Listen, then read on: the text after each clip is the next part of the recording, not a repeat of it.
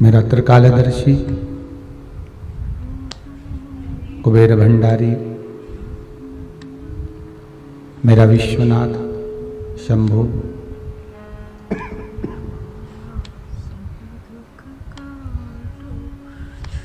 बाबा विश्वनाथ की कृपा से कुबेरेश्वर महादेव के इस पावन प्रांगण में ओगड़दानी त्रिकालदर्शी कैलाशी भगवान शंकर विश्वनाथ की शिव महापुराण की कथा श्रवण करने का सौभाग्य अपन सभी को प्राप्त हुआ है। बाबा भूत भावन भूतेश्वर मेरे शंकर, कैलाशी अविनाशी भगवान कुबेर भंडारी,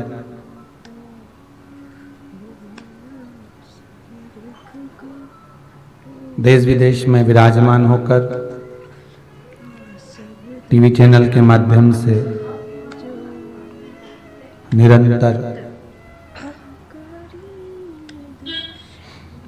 शिव महापुराण की कथा श्रवण करने का सौभाग्य अपन सभी को प्राप्त हुआ।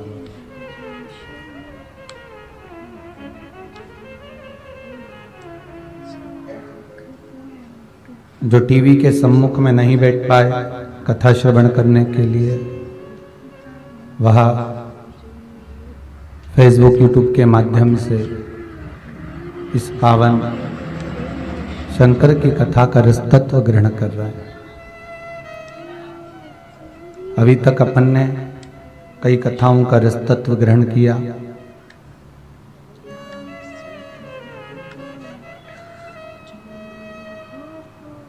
जिसमें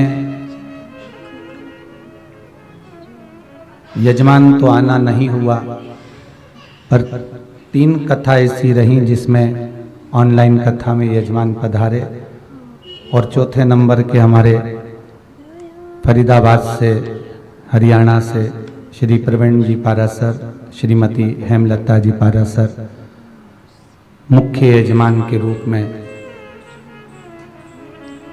कथा का रसतत्व ग्रहण कराने के लिए अपने बीच में इस कुबेरेश्वर महादेव की धरा पर पधारे।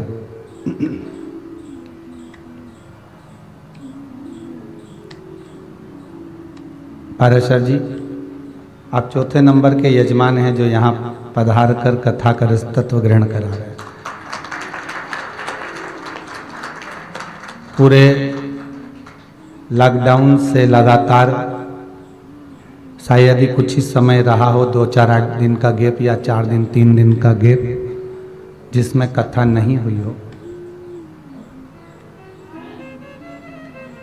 और सभी टीवी चैनलों के माध्यम से इस कथा का रसतत्व पूरी विश्व ने श्रवण किया। भगवान शंकर ओगड़दानी त्रिकालदर्शी कैलाशी अविनाशी मेरा शिव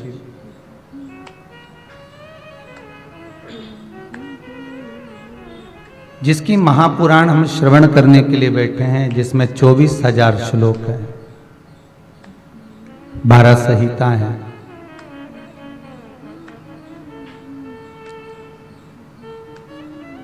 और इन 24,000 श्लोक के 12 संहिताओं के एक शब्द को भी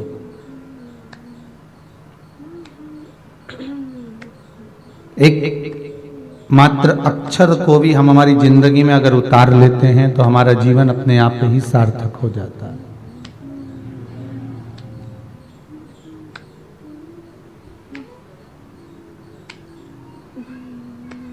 और एक नहीं, अनेकों भाई शिव भक्त भगवान शंकर की कथा को अपने हृदय में उतारे, और इस कथा के शंकर की पूजन के जो विधान है, शिव महापुराण के जो उपाय हैं,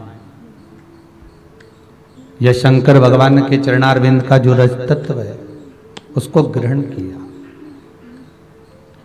और ग्रहण करना केवल साधारणता ग्रहण करना नहीं होता कि ये कान से सुना, ये कान से निकाल दिया, बचा कुचा था कपड़े में से झटकार दिया।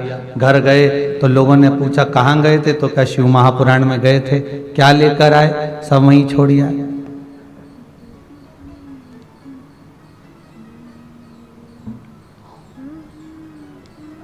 शिव महापुराण के अंतर्गत तो प्रसाद बांटने का भी विधान नहीं है हमारा।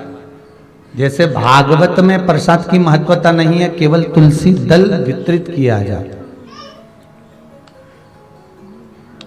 भागवत में कहीं नहीं लिखा साहब, हाँ सत्यनारायण जी की कथा में जरूर लिखा है कि प्रसाद का महत्व है, पर भागवत पुराण में कहीं ये नहीं लिखा गया कि आप प्रसाद बांटो, इतना बांटो या ज्यादा बांटो या कम बांटो, कहीं नहीं लिखा। पूरे 18,000 श्लोक देख लीजिए, 7,39,00,000 शब्द देख लीजिए, 335 अध्याय श्रीमद् भागवत के देख लीजिए।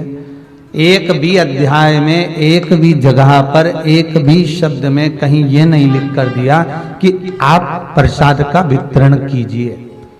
वेद व्यास जी ने शिव महापुराण में भी ये लिखा कि प्रसाद कहीं वितरण का महत्व, यहाँ इसका महत्व यहाँ वर्णित नहीं करा, यहाँ एक ही चीज कही कि बेलपत्र दिया जाए। और श्रीमद् भागवत में कहा गया कि सारे प्रसाद से जो बड़ा है, सारे प्रसाद से जो मूल है, वो तुलसी का दल है। तो भागवत का अगर कोई प्रसाद है तो वो तुलसी का दल है, और शिव महापुराण का अगर कोई प्रसाद है तो वो बेल पत्र है। इससे पूर्व में पाराशर जी आपने कथा सुनी होगी कि बेलपत्र कथा चल रही थी, शिव महापुराण बेलपत्र। अभी जो कथा चालू हो रही है ये भीमाशंकर शिव महापुराण।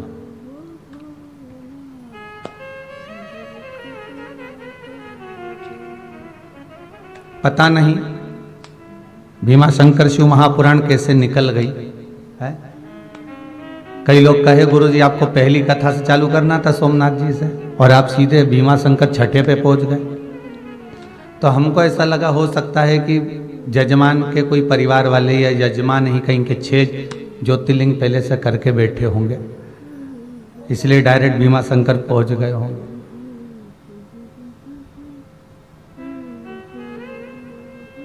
कहीं कहीं बाबा की कृपा भी होती है। बेलपत्र शिव महापुराण में कहा गया कि अगर कोई के प्राण छूट जाते हैं, मान किसी के प्राण अगर चले भी गए, तो शिव महापुराण की कथा कहती है, स्वयं स्कंद पुराण कहती है, स्वयं अग्नि पुराण कहती है, लिंग पुराण कहती है, नर्मदा पुराण कहती है कि अगर मान लो किसी के प्राण छूट भी गए, प्राण चले भी गए, तो वो जो जीवात्मा को लेकर जा रहे हैं राम नाम सत्य कहते हुए, और किसी वो जीवात्मा ने जिंदगी में कोई पुण्य करा ही नहीं, कोई सत्कर्म करा ही नहीं मान लो, पर उसने उस जीवात्मा को ले जाते अगर मान लो कहीं बेलपत्री का पेड़ मिल गया और उस बेलपत्री के पेड़ की छांव उस जीवात्मा पर पड़ जाती है, तो शिव महापुराण की कथा कहती है कि पापी से पापी जीव भी कैलाश अधिपति के धाम में पहुंच जाता। इतना भाव तत्व उस बेलपत्र के वृक्ष का है। थोड़ा सीटी दे रहा है, उसको देख लो बात। बेलपत्री के वृक्ष का इतना महत्व है, उसकी महत्वता इतनी वर्णन करी गई। तो जरा विचार करिए कि शंकर भगवान के पास में जाने पर कितना सुख मिलेगा। मात्र बेलपत्री के वृक्ष के नीचे से कोई अर्थी ही निकल कर चली गई।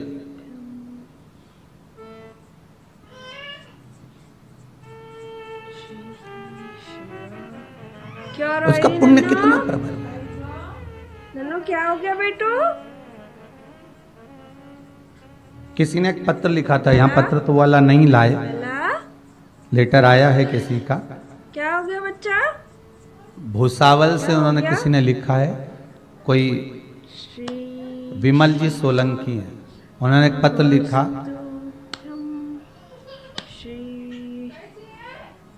कि हमारे गांव के पंडित जी हमसे कहते हैं कि जब तुलसी का दल अपन हाथ में लेते हैं तो साक्षात भगवान हरि, भगवान विष्णु हमारे हाथ में रहते हैं, हमारे हस्त कमल में रहते हैं, साक्षात भगवान विष्णु।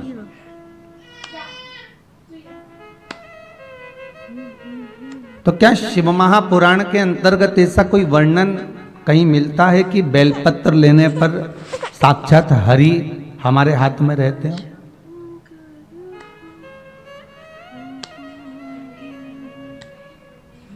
महाराज केवल एक ही पुराण की बात नहीं करेंगे, आप स्कंद पुराण को भी उठाइए और लिंग पुराण को भी उठाइए, नर्मदा पुराण को भी उठाइए, शिव महापुराण को भी उठाइए। ये सारी पुराणों में एक जैसी बात मिलेगी। और बेलपत्री के लिए जो वर्णन किया गया वो लिखा गया केवल बेलपत्री के अंतर्गत हस्तकमल पर रहने पर केवल श्री हरि ही नहीं, इस बेलपत्री के 3 पत्तों में ब्रह्मा, विष्णु और महेश हमारे हस्तकमल पर विराजमान होते हैं। और बेलपत्री की इन डंडियों को जो जोड़ा गया है, बेलपत्री की जो ये डंडियां जहां पर जुड़ी हुई हैं, उस स्थान पर तीनों देवियां ब्रह्माणी, लक्ष्मी और स्वयं सरस्वती, स्वयं पार्वती इन डंडियों के मध्य में जहां पर जुड़े हैं ये तीनों, वहां पर विराजमान हैं। और उसके बाद भी जो लंबी डंडी रह जाती है डाली से टूटी हुई, तो कहा उस डंडी में 33 कोटि देवता आकर विराजमान हो जाते हैं। यहां तक बेलपत्री में वर्णन किया गया। महाराज उस बेलपत्र की कोई साधारण सी महत्वता नहीं हो सकती।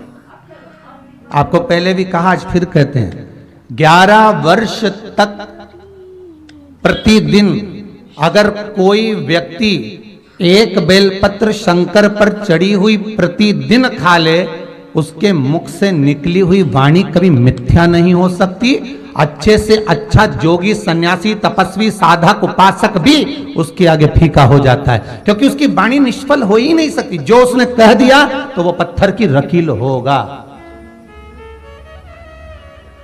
शंकर पर चढ़ी हुई एक बेलपत्र अगर प्रतिदिन बस 11 वर्ष तक खाना है, आप खाइए, पर नागा नहीं होना चाहिए, छूटना नहीं चाहिए। एक समय, एक नक्षत्र, अर्थात आप अगर सुबह 7 बजे खा रहे हो तो सुबह 7 बजे ही खाना होगा, 8 बजे खा रहे हो तो 8 बजे ही खाना होगा, पर एक दिन में एक बेलपत्र शंकर पर चढ़ी हुई प्रतिदिन खाना है, को बिना नागे 11 वर्ष।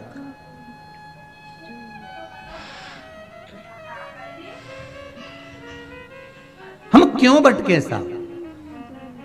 फिर निवेदन करूंगा, 6 शास्त्र, 4 वेद, 18 पुराण और कई उपनिषद इस भारत की भूमि पर इन हिंदू धर्म के लिए बनाए गए, पर उस हिंदू धर्म को छोड़कर हम जब अन्य धर्म में जाएं तो ये हमारे दुख की बात है, फिर हमारा भाग्य बेकार है। हम क्यों भटके? किस लिए भटके? जब उसके भीतर सर्वाधिक सब कुछ ही विराजमान हो, सब उसी के भीतर विराजित हो, फिर क्यों भटका जाए? हमारा हम किस लिए भटक रहे हैं? शिव महापुराण की कथा कहती है कि इस वेदव्यास जी महाराज कहते हैं कि शंकर की कथा का रस तत्व जब जीव श्रवण करने के लिए बैठता है, यहां तक कहा कि शंकर की कथा को मात्र आप तो यहां बैठकर कुबेर भंडारी के दरबार में आकर कथा का रस तत्व ग्रहण कर रहे हैं। कई लोग जो टीवी पर कथा श्रवण कर रहे हैं उनके लिए भी कहेंगे, जो मोबाइल पर कथा श्रवण कर रहे हैं या किसी अन्य के मुखाग्रविंद से किसी ने सुना, किसी ने मोबाइल पर, यूट्यूब पर, फेसबुक पर देखा, उसने आपसे कहा, अर्थात हम किसी के मुखाग्र बिंद से भी अगर श्रवण कर रहे हैं, किसी के माध्यम से, किसी कारणवश हम श्रवण कर रहे हैं उस कथा का रस तत्व, तो ये जानना कि हमारे पूर्वजों के पुण्य का जो घड़ा भराता है, तब जाकर जीवन में एक बार शिव महापुराण की कथा कोई करवा पाता है, श्रवण कर पाता है और अपने जीवन को सार्थक बना पाता है। पाराशर जी, आपके पूर्वजों के पुण्य ही आनंद है, जो आप दोनों भगवान भोलेनाथ की कृपा से स्वयं विराजमान होकर कहीं पूर्वजों के पुण्य की गुल्लक भराई होगी, तब जाकर आपके हाथ से ये सत्कर्म हो रहा है। ये बाबा की कृपा समझना, ये विश्वनाथ की करुणा समझना, ये शंभू की दया समझना। जिस भाव से आप जिस कारण पहुंचते हैं भगवान की कथा के भीतर,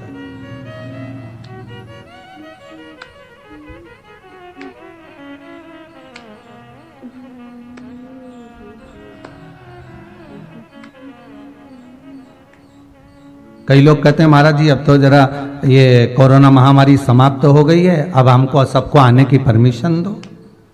आप 50 लोगों को परमिशन देते हो, बाकी के सब रह जाते हैं। हमने कहा भाई बात इतनी सी है कि हम परमिशन तो दे दें, पर यहाँ पर व्यवस्था भी तो उतनी हो। महाराज बुलाने को सबको आमंत्रित कर दें, सब आ जाओ, पर उतनी व्यवस्था रुकने की, रहने की, आधिकारिक व्यवस्था भी तो हो। महाराज जब शादी रहती है ना किसी के घर में, और वैसे कोई जाए और शादी में जाए, दोनों में अंतर है हो। वैसे ही कोई जाए ना तो उसके लिए तो कहीं अच्छी वीआईपी व्यवस्था रह जाती है, पर शादी में कोई आए ना, शादी में बुआ जी आई है, हाँ तो आइए तो आन दो, हल्दी का तिलक मिलक पहले लगा दें, चावल मावल लगा के अंदर प्रवेश कर लिया, और माताएं दो चार गीत भी गा लेती है बड़े प्रेम से, बेन आई ननंद आई जो भी आया तो गीत मीत गा के अंदर तो ले आई। बस उसी समय पर जो गीत गाया, हल्दी का तिलक लगाया, चावल लगाया, बस उस समय पे लगाया, उसके बाद जाएगी उसी समय लगेगा। अब उसके बीच में बुआ जी को चाय मिली कि नहीं मिली, रोटी खाई कि नहीं खाई, किसी को मतलब नहीं, सब अपने अपने में लगे, क्योंकि अब तैयार हो कि बुआ जी के देखे। अब अगर हम बुआ जी को देखते रहेंगे फिर तैयार होने में रह जाएंगे, इसलिए आदमी तैयार होने में लगा रहे तो बुआ जी को नहीं देख पाए। तो यहाँ कोई विशेष अगर फंक्शन है, कोई विशेष आयोजन है तो आप आएंगे तो व्यवस्था के अनुसार जहाँ टेंट लगाओ, आनंद हो, तो वहां आराम करते हुए, आनंद लेते हुए 7 दिन ही निकलना। पर अगर आप यहाँ आ रहे हैं अनेक तरह से तो फिर वीआईपी व्यवस्था थोड़ी बहुत तो देना पड़ेगी। अब सब आए हैं तो चाय की भी पूछना पड़ेगी। अब आश्रम में आए नहीं तो जाके कहेंगे बताओ सीओर गए तो हमको तो पानी तक नहीं पिलाया, तो व्यवस्थाएं तो सब देना पड़ेगा। शिव कथा कह रही है, भगवान शंकर की पावन कथा कह रही है कि शिव महापुराण के एक एक शब्द, एक एक श्लोक, एक एक अक्षर, एक एक रस तत्व हमारे जीवन का सुख प्रदान करने वाला, बस उसको ग्रहण करने वाला हो महाराज।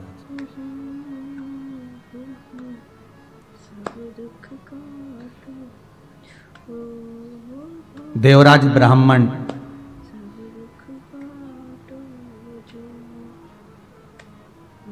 जिसने अपनी जिंदगी में कोई सत्कर्म नहीं करा था,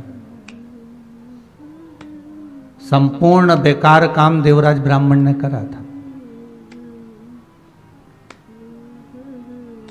अब एक प्रश्न और उठ जाता है,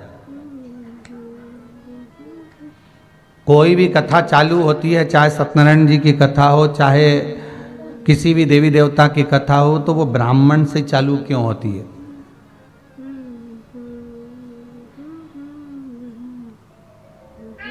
भाई अगर किसी दूसरे का नाम वेदव्यास जी लिख देते तो अभी सब डंडा लेके खड़े हो जाते। मात्र एक रेलवे स्टेशन पर लिखा हुआ था, ईमानदार बनिए, सज्जन बनिए, ज्ञानवान बनिए, व्यवहारिक बनिए, वाणी के मीठे बनिए, प्रबल बनिए, ये सब लिखा था। तो एक व्यक्ति ने उस बोर्ड को रेलवे स्टेशन पर देखा तो रेल विभाग वालों पर क्लेम ठोक दिया कि सब बनिए ही हैं तो हम क्या है। अब उसने ये नहीं लिखा था कि बनियों के लिए लिखा, उन्होंने लिखा था कि ऐसे बनिए, पर उनको लगा कि बनिए।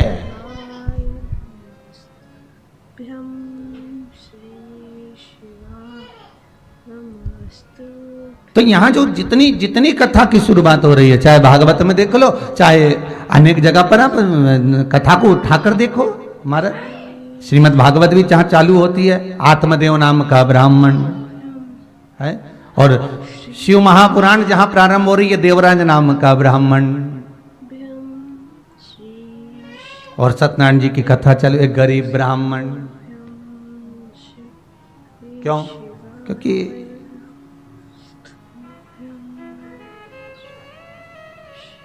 सरल है। इनका नाम अगर अपन कुछ बोल भी देंगे तो चल जाएगा, सहज है, ये स्वीकार कर लेंगे। ठीक है, बोल दिया तो बोल दिया, चलेगा।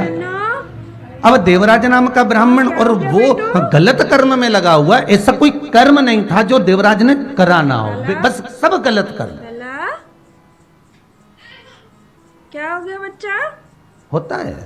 क्या हो गया? फिर वही बात आ गई महाराज, मत बुरे कर्म कर बंदे वरना पछताएगा, भगवान की आंखों से तू बच नहीं पाएगा, तू बच नहीं पाएगा। अरे ओ अज्ञानी मत कर नादानी। हम कितना भी कर्म कर रहे हैं उस कर्म के अनुसार हमको भोग भोगना ही पड़ेगा। जैसे आप कहीं पर भी छुप जाएं, कहीं पर भी चले जाएं, पर ये हवा, इसका संचार हर जगह पर होता है। उसी तरह हमारे किए हुए कर्म का संचार हमारे पीछा नहीं छोड़ता, हमारे अग्रण्य भाग में चलता है, उसको हमें भोगना पड़ता है।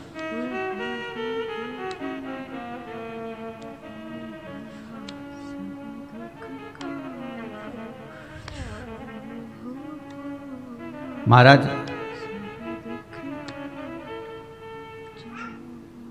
शांतनु के साथ में महाभारत में लिखा है गंगा जी का स्मरण। कई पुत्र हुए, गंगा जी ने ले जाकर सब पानी में डुबो दिए, सब।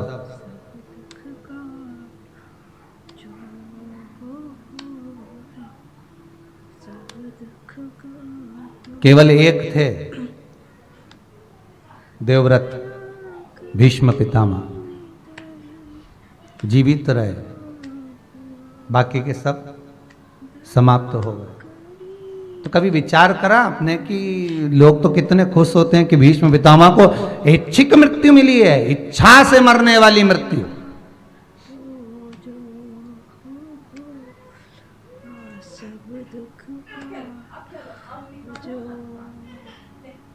पर जिसकी उम्र बहुत ज्यादा होती है साहब, कोई 100 साल का व्यक्ति अगर आपको मिले, कोई 90 साल का, 99 साल का, 85 साल का कोई मिले, उससे मिलना, वो खुद कहेगा अब तो भगवान से विनती कर रहा हूं कि उठा ले। कभी मिलना आपको, विचार करिएगा।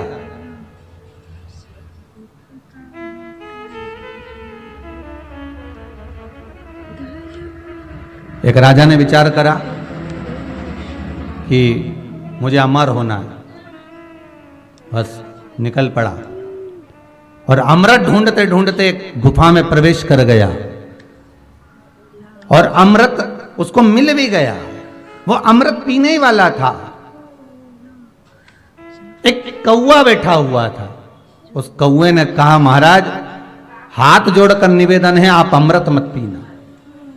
राजा ने कहा कि ढूंढते ढूंढते मेरी जिंदगी हो गई, अमृत सामने रखा हुआ है और ये कौवा मुझसे कह रहा है कि अमृत मत पीना। कौवा जरूर मुझसे जलता होगा, ईर्ष्या करता होगा, तो मुझे मना क्यों कर रहा है? कौवे ने कहा, मेरी दशा देख लो, मेरे पूरे पंख टूट गए, पर उखड़ गए, केवल एक मांस का लोंदा बनकर पड़ा हुआ हूं, क्योंकि मैंने अमृत पी तो लिया, अमर तो हो गया, पर मेरा शरीर तो ढलेगा ना। आपको एक बात पहले कही थी कि अगर कोई आपको आशीर्वाद दे आयुष्मान भव, तो बिल्कुल कह देना साहब नहीं चाहिए, हाथ जोड़कर निवेदन करा तुम्हारा आशीर्वाद तुम्हारे पास ही रखो। अगर कोई आशीर्वाद दे कि चिरंजीवी भव, तो जरूर ले लेना, क्योंकि आयुष्मान और चिरंजीवी में अंतर है। आयुष्मान में आपकी केवल आयु बढ़ेगी और जो स्वरूप है वो ढलता चले जाएगा, और चिरंजीवी भव में मतलब जैसे आज हो मरते समय तक वैसे की वैसी बने रहो। चिरंजीवी भव का मतलब है कि जैसे हो वैसे की वैसी बने रहिए। तो हमें आयुष्मान नहीं होना, हमें चिरंजीवी भव होना है। हम जैसे आज हैं, आज भी हम बढ़िया प्रेम से चने खा रहे हैं, तिल्ली का लड्डू खा रहे हैं, बोलो सही है कि गलत है? इतना कल्ला लड्डू गुड़ का चबा चबा के खा रहे हैं और अलमस्त जिंदगी जी रहे, अच्छे सारे कपड़े पहन रहे, शरीर भी सुस्त है, आनंद में है, नेत्रों से दिख भी रहा है, कानों से सुनाई भी दे रहा है, मुख से खाना भी खा रहे हैं, हाथों से कार्य भी कर रहे हैं, पांव से चल भी रहे हैं। तो अगर मालूम पड़े आयुष्मान भव होने का आशीर्वाद मिल जाए तो आयु तो बढ़ जाएगी, पर शरीर साथ देगा क्या? शरीर तो ढलता चले जाएगा, वो शरीर और ढलेगा। अब इतने लोगों का आशीर्वाद मिला, आयुष्मान भव आयुष्मान भव आयुष्मान भव, अब पड़े रहे 85 90 95, पलंग पर पड़ा है, सारा शरीर गल गया, सड़ गया। अब भगवान से कह रहा उठा ले, भगवान के तेरी बुआ जी ने आशीर्वाद दिया था, अभी तो उसका रह गया है। तो वो आशीर्वाद जो बढ़ रहा है वो उसी का तरीका है। अब भोगो, थोड़ा सा पड़े रहो। हमें आयुष्मान नहीं होना, हमें चिरंजीवी भव होना है। हम जितना भजन आज कर रहे हैं, जैसे हम शंकर की कथा आज बैठकर श्रवण कर रहे हैं, शिव महापुराण की कथा आज रस तत्व के साथ श्रवण कर रहे हैं, कई लोग टीवी चैनल के माध्यम से, श्रद्धा चैनल के माध्यम से, फेसबुक यूट्यूब के माध्यम से अपने घर पर बैठकर कथा का रस तत्व ग्रहण कर रहे हैं। बस भगवान से निवेदन करना कि जैसे आज सुन रहे हैं, बड़ी अलमस्ती के साथ में ऐसी ही कृपा हमेशा कर कर रखना और भगवत प्रेम में डुबाए कर रखना। हमें पटकना मत ही, हमें कहीं फेंकना नहीं।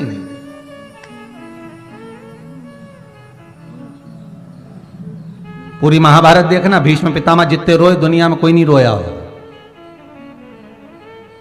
घर की बहू का चीर खींचा जा रहा है और भीष्म पितामह अपने जीवन को धिक्कार रहे हैं कि मैं घर का बुजुर्ग बड़ा होकर यहां पड़ा हुआ रो रहा हूं। नहीं,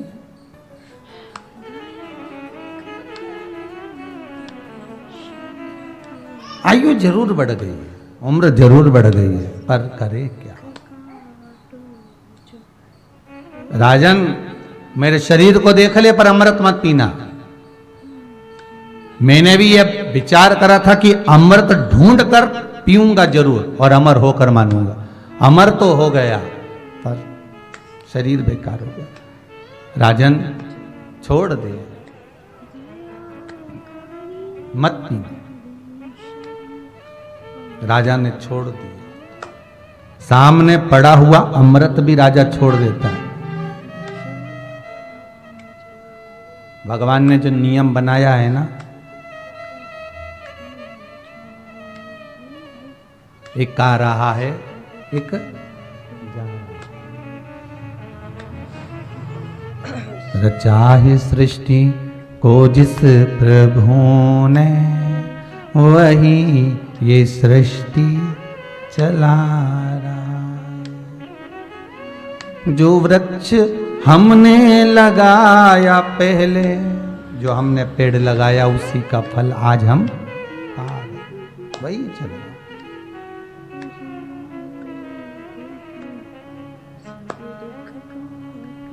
वो नियम सबसे अच्छा, आ रहे जा रहे और ये मार्ग पर फिर ना जाने कब मिलन हो, फिर कोई दूसरा मिले, फिर क्रम मिले।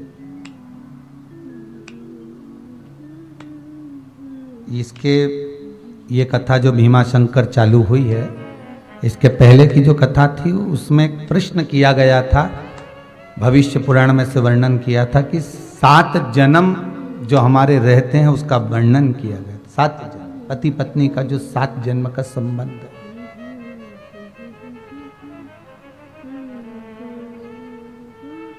अब हम भगवान से कहें कि हमारी आयु बढ़ा दो तो उससे मतलब नहीं है। भगवान से हमें यह कहना है कि मेरी भक्ति बढ़ा दो, मेरा विश्वास।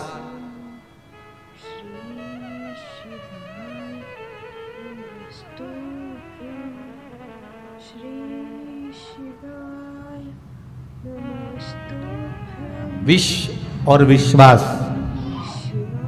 विष पिएंगे तो मर जाएंगे और विश्वास में जिएंगे तो भगवान से मिल जाएंगे।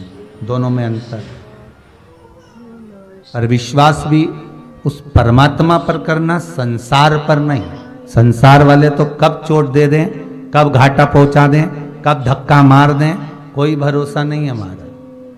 ये तो आप शमशान जाते होगे तो वहीं पर बैठकर आपको ज्ञान प्राप्त हो जाता होगा कि कितना प्रेम से पाला छोरे को, कितना प्रेम से पाला बेटी को, कितना प्रेम रखा धर्म पत्नी ने, कितना प्रेम रखा नातेदार रिश्तेदारों ने। और जब प्राण छूटे रात भर रोए, सवेरे रोए, आग लगाई, वहीं पर बैठे, घर आए, मोहल्ले में से पूरी सब्जी आ गई, खा पी के सो गए, क्योंकि रात भर के रो रहे थे।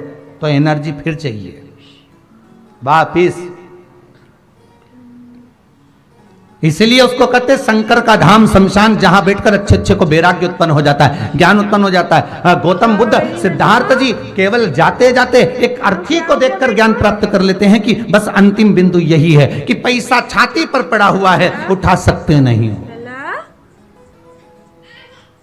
क्या हो गया बच्चा?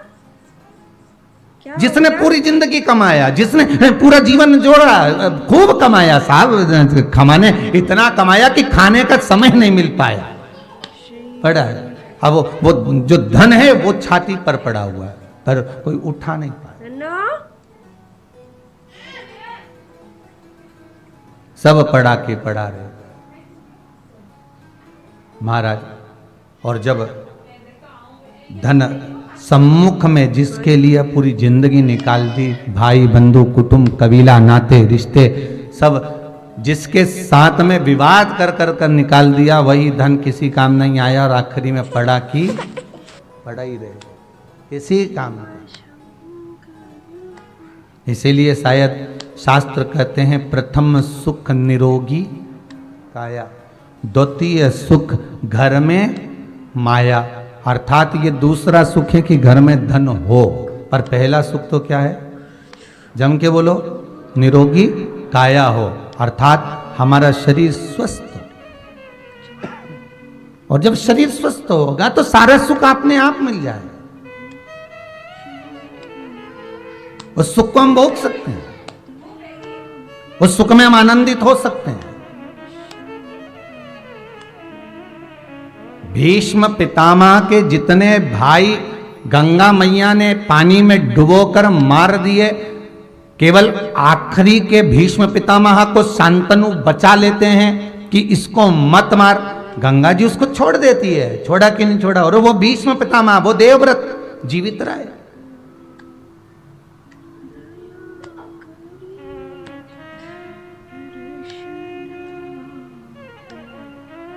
पूछा एक बार गुरु द्रोणाचार्य से भीष्म पितामह ने, एक बात मुझे जरूर बताइए गुरुदेव, कि आखिर कारण क्या था जो मैं आज भी बुजुर्ग होने के बाद पूरे हस्तिनापुर का सबसे बयो, सबसे वृद्ध, सबसे बुजुर्ग व्यक्ति हूं और इतना रोता हूं, पर करूं क्या, अपने भाग्य को कोसता हूं।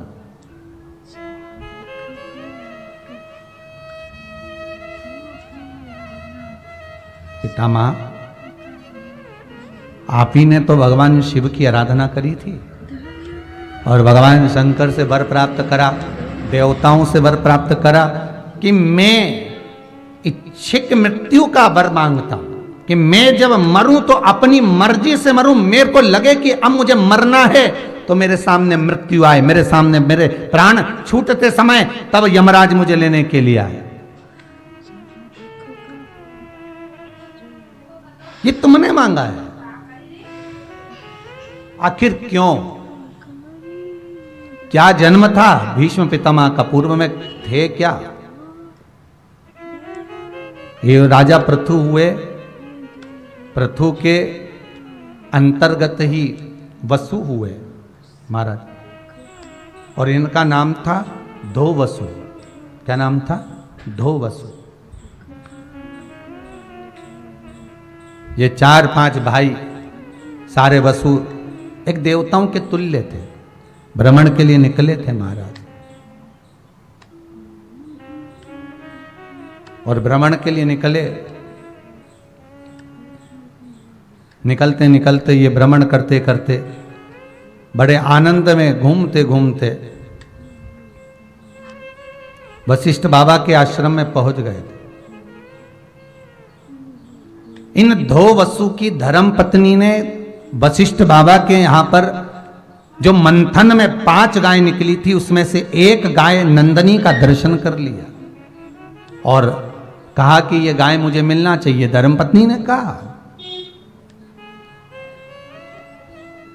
कितना सुंदर कहा है शिव महापुराण के अंतर्गत कि धर्म पत्नी जिद करे, मना नहीं है, पर धर्म पत्नी जिद वो करे कि कहीं पति को अगला जन्म भोगना ना पड़ जाए। जिद करे पत्नी करे जिद कि मुझे शिव महापुराण की कथा करवाना है, मुझे शंकर की कथा में चलना है, मुझे आप कथा में लेकर चलो, मुझे जाकर कुबेर भंडारी की भूमि को नमन करना है, मुझे महाकाल जाना है, मुझे उज्जैनी जाना है, मुझे ओमकारेश्वर जाना है। चलो मुझे सीहोर जाना है, कथा का रसतत्व ग्रहण करे, जिद मना नहीं है। मुझे तीरथ जाना है, हरिद्वार जाना है, मुझे वृंदावन जाना है, मुझे मथुरा गोवर्धन अयोध्या आदि की जगह जाना है। पत्नी जिद करे कि मुझे ऐसी जगह जाना है, तो पति से अगर जिद करे भी और पति अगर लेकर चला भी गया तो पति ने कोई पाप कर्म जीवन में करा भी होगा, तो तुम्हें ले जाकर उस तीर्थ का दर्शन जब वो कराएगा तो ये पक्का विश्वास रखना कि पति के भी जितने पाप कर्म हैं वो भी नष्ट हो गए होंगे, और अपनी जिंदगी में जितने पाप कर्म हम पूर्व में कर आए होंगे वो भी नष्ट हो गए होंगे।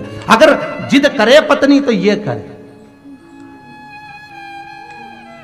कि मुझे शंकर की कथा करवाना है, मुझे शिव महापुराण की कथा करवाना है, मुझे कथा में लेकर चलो, मुझे कथा में जाना है, मुझे ले जाओ।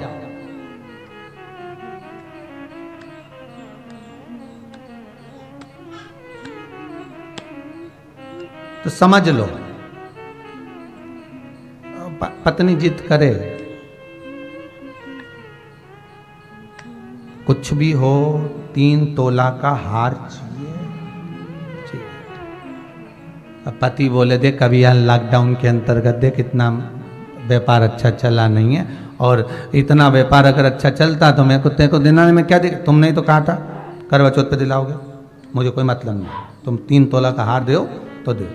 ठीक, फिर कर्जा होगा, ये होगा, और कर्जा में डूब गया बेचारा, पैसा भी लाया, सोना इतना महंगा लाया, हार दिलाया, कर्जे पे कर्जा चढ़ते गया चढ़ते गया चढ़ते गया, यहाँ से लाया वहाँ से लाया वहाँ, कमाने के लिए अब पैसा तो चुकाना है तो कमाना भी पड़ेगा, और कमाना पड़ेगा तो पैसे कमाने के लिए 1 रुपये की चीज़ 10-10 रुपये तक महंगी भी बेचना पड़ेगी। मतलब भले अभी तक बेचता था, थोड़ा बहुत ऊपर बेचता था, पर अब और ज़्यादा बेचने लगा तो दुकान भी ठप हो गई कि इतना महंगा सामान दे, इसकी दुकान पर तो अंदर जाना ही मत ही, तो वो भी चली गई। तो कितना करा उसने।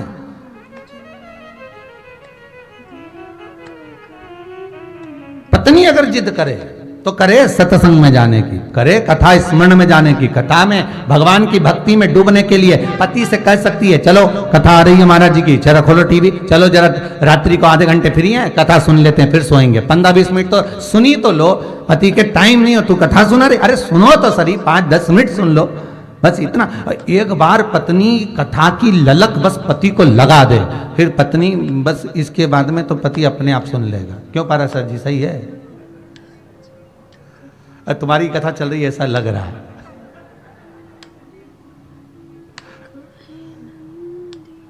कभी तो भाभी ने बोला होगा ना पारा सर जी कि कथा थोड़ी तो सुनी लो, और मुझे तो ऐसा लगता है कि भाभी ही लेकर आए होंगे कि कथा करवाना है, चलना पड़ेगा, चलो। तो ये कथा का रसतत्व है, यही आनंद है महाराज जी। चलो कथा का रसतत्व ग्रहण करते हैं, चलिए।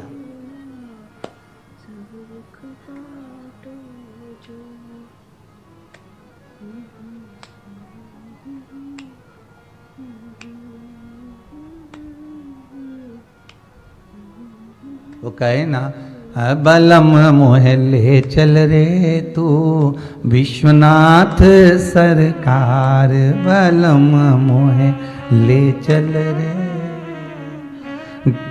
जहाँ बहत है गंगा मैया, जहाँ बहत है गंगा मैया, बलम मोहे ले चल रे तू विश्वनाथ सरकार, बलम मोहे ले। अब भाव हो, पर धो वसु की धर्म पत्नी कर रही है कि वशिष्ठ ऋषि की यहाँ जो गाय है वो हमारे पास होना चाहिए, जाओ जरा गाय लेकर।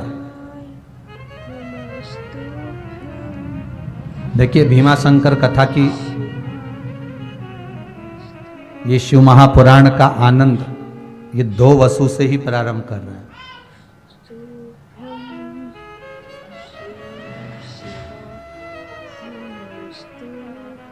कर्म अच्छा करिए, भगवान को मिलन हो। इसलिए आपको कहा था सजन रे झूठ मत बोलो, प्रभु के पास जाना है, न हाथी है न घोड़ा है, वहां पैदल ही जाना। शंकर के साथ कैलाश जाओगे प्राण छूटते समय तो शंकर पैदल चलेंगे, तुम्हें नंदी पर बिठाएंगे। नरसिंह जी का चरित्र याद करना। और जब यमराज बंदी बनाकर लेकर जाएगा तो यमराज पाड़े पे बैठा रहेगा, तुम पूंछ से बंधे हुए जाओगे पैदल। और बोल भी नहीं पाओगे, क्योंकि मुड़ के देखता भी नहीं है, वो तो सीधा ही चलता है। और जब जब मुड़ता है तो ठोकता अलग है, इसीलिए कोई बोलता ही नहीं है कि साहब पीछे पलट के देखो हमें कितना कष्ट हो रहा है। यमराज जब बंदी बना के ले जाता तो एकदम मुदगल लेके पहाड़े पे बैठ के बढ़िया मोजा जूता सब पहन के जो चले यमराज। देखा यमराज को बढ़िया है, खूब जोरदार बेहतरीन क्या हो गया बच्चा? ब्लैक ब्यूटी, क्या हो गया? जोरदार, और मूछ पे ताव बेहतरीन काजल माजल लगा के और शानदार तरीके से फिर चला। और शास्त्र के गरुड़ पुराण कहती है जब जीवात्मा पीछे से चिल्लाती है, उसको जो कष्ट होता है, भूख लगती है, चिल्लाती है, अरे यमराज अरे कुछ तो दे दे, दया तो कर दे, अरे ओ थोड़ी बहुत तो दया कर दे। जैसे तुम लोग हम मंदिर के दरवाजे पर कहीं कहीं भीड़ रहती है ना, तो तुम पुलिस वालों से नहीं कहती, जो लगे रहते कार्यकर्ता, तेरे पाँव पड़ू थोड़ा सा दर्शन करा दे, तेरे हाथ जोड़ो, अरे नरक जाएगा दर्शन कराने में, तेरे का जा रही है तो तुम सोचो कि बेचारे को बद्दुआ लग रही होगी, तो ऐसे ना जाने कितने आते। तो इसलिए जो मंदिर में जो खड़े रहते हैं ना द्वारपाल, वो दया नहीं खाते, वो कहते हो चलो भैया जाओ, आए हो दर्शन करने के, धक्का तो खाना ही पड़ेगा, क्योंकि जो भगवान के दरवाजे पर धक्का खा लेता है वो संसार के धक्के नहीं खाता, तो धक्का खा लो तो वो रहे। तो यमराज से जीवात्मा कितनी चिल्लाती है, अरे मैं तेरे पाँव पड़ूं, अरे भूख लग रही है, जीवात्मा कहे मेरे को ऐसा दे दे, अरे मेरे को ठंड लग रही, मेरे को गर्मी लग रही, मेरे पाँव में कांटे चुभ रहे, क्योंकि जैसा जैसा कर्म करा है वो तो भोगना पड़ेगा, तो कांटे चुभ रहे, ये हो रहा। तो यमराज जब पीछे एकदम मुड़ के देखता है तो गरुड़ पुराण कहती है 4-6 और धर के ठोकता है। तो तुम्हें हम तो समझा रहे हैं, अगर ऊपर जाओ और ऐसी कोई बात हो तो बोलना ही मत। देखो गुरु बिन ज्ञान न उपजे, गुरु बिन भक्ति ना मिले, गुरु बिन संशय ना मिटे, गुरु बिन मुक्ति ना मिले। तो निवेदन है, ध्यान रखना कि अगर मान लो तुम चले और यमराज तुम्हें, वैसे तो तुम शंकर जी की कथा सुन रहे हो तो यमराज की हिम्मत ही नहीं, सोचो जरा है, अकाल मृत्यु भो मरे जो काम करे चंडाल का, काल उसका क्या बिगाड़े जो भक्त हो महाकाल का। तो तुम ये तो दूसरे के लिए है जो कथा नहीं सुने, उनके लिए उनको कह देना भैया हमने सुनी है कथा में कि यमराज जैसा पहाड़ा पे जाता है, जूता मोजा पहन के बढ़िया, और बढ़िया सब तैयार वैयार होके, और बाल भी उसके बड़े बड़े, दांत भयंकर, और आंखें भी बड़ी भयंकर, और गदा लेकर जब चलता है तो उसका पाड़ा भी नहीं मुड़ता ना वो मुड़ता, वो तो पीछे से जीवात्मा जब चिल्लाती है ना, जो पाड़े की पूंछ से बंधी रहती है और चिल्लाती है, खूब चिल्लाती है, तब वो यमराज को पुकारती है, अरे दया कर दे, तब यमराज पीछे मुंडी करता और 2-4 दोच के फिर चल देता। तो कोई अगर तुमसे कहे तो उसको समझा देना कि देखो भैया सीधी सीधी बात है, इसलिए शंकर की कथा सुन लोगे तो शंकर भगवान पैदल चलेंगे, तुम नंदी पर बैठ कर चलोगे, और अगर कथा नहीं सुनी, भगवत भजन नहीं किया, ये मनुष्य देह प्राप्त करने के बाद नाम नहीं लिया, संकीर्तन नहीं करा, स्मरण नहीं करा, ये मानव देह प्राप्त करने के बाद केवल कर्म में डूबे रहे, तो फिर गए, फिर तो तेरा क्या होगा रे कालिया। बस याद कर, अंतिम बिंदु है फिर बस।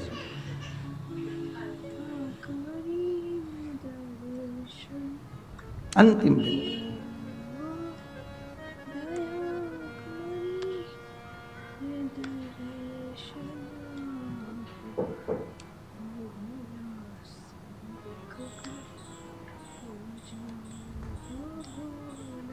इसलिए इस चित्त वृत्ति को, इस मन को भगवान की भक्ति में डुबा कर चलना। 2 वसु से धर्म पत्नी कर रही है, मुझे ये वशिष्ठ बाबा के पास में जो गाय है वो गाय ला कर दे दी, ये वशिष्ठ बाबा की जो गाय है मुझे चाहिए। अब 2 वसु ने कहा देखो ये गुरु के यहाँ की गाय है, और इस गाय को अगर हम लेकर आएंगे तो हमको कष्ट तो भोगना पड़ेगा। धर्म पत्नी कर रही है, मैंने आपसे जिंदगी में कुछ नहीं मांगा, पर यह गाय एक ऐसी है जो अपने आप दूध झड़ा देती है, जो मांगो वो दे देती है, ये गाय ऐसी है।